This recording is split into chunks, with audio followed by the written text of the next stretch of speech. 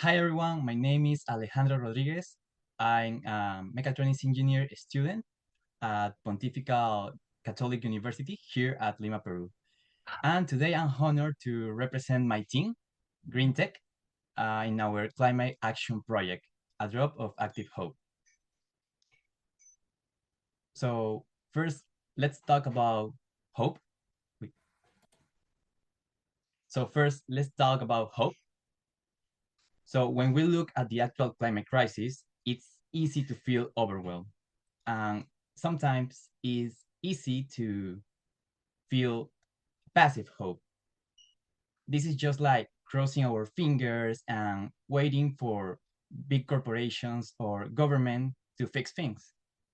But our project has another approach, active hope. This isn't just sitting around and waiting for things to get better. It means participating decisively in creating what we want to see in the world. By taking action, we can transform and reshape our reality. That's why we rethink the classic beach cleanup. And for decades, we've been handed a trash bag and told to clean up the mess. But cleaning is just treating the symptom. We realize we need to diagnose the disease. And that's why we proposed the brown audits. Here's the team that make it possible. We are Green Tech. As you can see, we are from different careers and we have different roles during this project. First, we have Dorinka, who was in charge of legal and communications.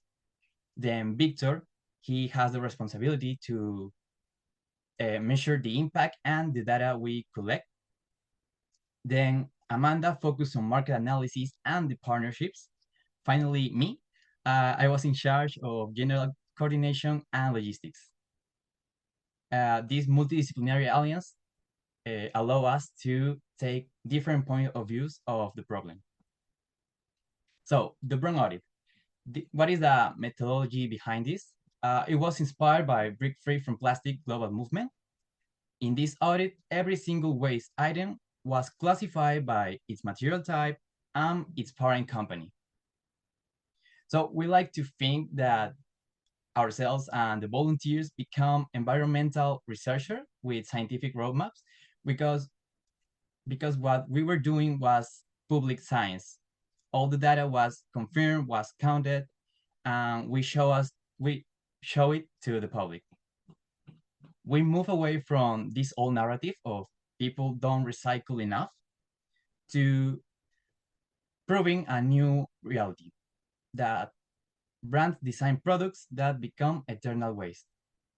So with this hard data, it allows us to use it as a tool for legal advocacy and policy change. In January 24, we got the first cleanup. It was at Los Yuyos Beach in Barranco. We made a list of the top items that we found by its material type. As you can see, we collect a total of 3,400 items. That's a lot for 3 hours of cleanup. In the top of the list, we got cigarette butts with 1,104. Then plastic waste as macroplastic and microplastic. Then plastic containers as bottles, ice cream sticks, metal bottle caps, and more and more and more. Here is where the data has a specific name. This is the top polluting brands. At the top of the list, we found brands like Donofrio, that is an ice cream brand, like Artica. Then Pilsen Callao, that is a beer brand. Then Coca-Cola and many other sodas that belongs to the same group. Then brands like Cielo, that is a water brand. And in cigarette butts, we got Lucky Strike and Pall Mall at the top of the list. I like to mention that these numbers could be even higher, and that's because we only count 100% identifiable brands. So if we see the logo or the name, we put it on this list to make the evidence correct. The impact dashboard summarizes what we have done that day. As I mentioned before, we collect over 3,400 items and we mobilize 50 plus volunteers. And that's something I'm really proud and happy because we noticed that people really wants to change. People really wants to fix things. And that makes us really happy because they just need an organization, a group that takes the first step and shows them the path. So we were that group in this first cleanup and they just follow and they were really committed. So that's something that made me like really happy.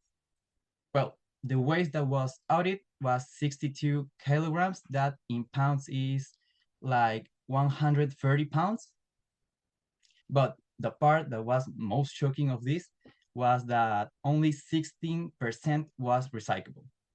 That means that the rest, the other 84%, was single-use plastics and cigarette butts that the actual system cannot process. So that's an irrefutable proof that we need to make a change in our production line, not just making bigger recyclable bins. No, we need to make a change in what we consume and what are the brands doing about this. Our timeline shows the process we've been doing these months. So in December, we start with our digital identity campaign. So we can contact volunteers and also we make some meetings with some Peruvian organizations like Hazla por tu Playa that help us to make the call for volunteers and provide us materials for this cleanup. In January 24 was the first beach cleanup with the brown audit at Los Yuyos. Then in February and March, we focus in processing the data and making social media outreach on corporate accountability. Also, we were issuing the certificates with the Barranco municipality so we can provide it to the volunteers. Then in April, in the actual month, we pivot to our university, partnering with Environmental Coalition. There is a really big group of students and the student representation. So I'm happy to announce that right now we got already more than 50 volunteers that are inscribed to participate in a second beach cleanup with brown audit in the next month. This secure us to get the help from our university for this massive next cleanup. Also, they really like the idea of this cleanup with brown audit. So they are making it a permanent citizen model at the university that can be replicated and can be used in different cleanups. But making it to here wasn't easy. We got some challenge.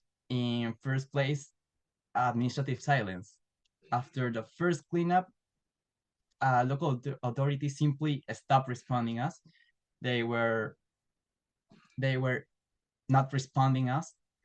So what have we done? We built an alliance with some environmental coalition in the university and the student representation for collective bargaining. As a result of this, we got official backing from DARS, that is the Academic Directorate of Social Responsibility from our university. And with that, GreenTech evolved into a formally recognized operation with institutional legitimacy and support. The second challenge we faced was the narrative and logistics.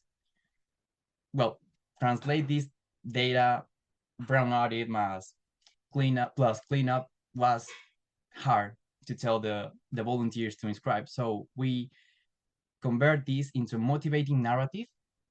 Also, it's the first time we did this, so we need to master the logistic of the event. So the strategy was that we reframe the cleanup as a corporate accountability tool, and then we partner with Hazla por tu Playa and many other organizations for safety protocols.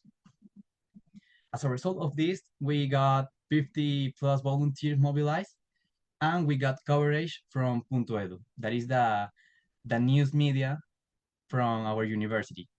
And we proved that we can deliver good scientific results from this audit. Here are the partners and collaborators we made in the way.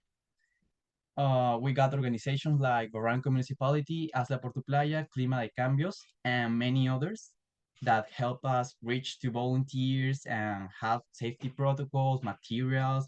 They really help us a lot, and without them, maybe this wasn't the same. And we will also thank you to Turning Green for this opportunity. I think you gave us a purpose in our life with this contest. You really motivate us, and seeing the other projects doing great things, it was amazing. So from part of all my team, I want to say thank you to you guys for all you are doing. Finally, a phrase we like to say it at Green Tech: if we are not the we are not the future, we are the present. So let's keep moving forward with active hope, and remember that every step, no matter the size, counts. Thank you very much.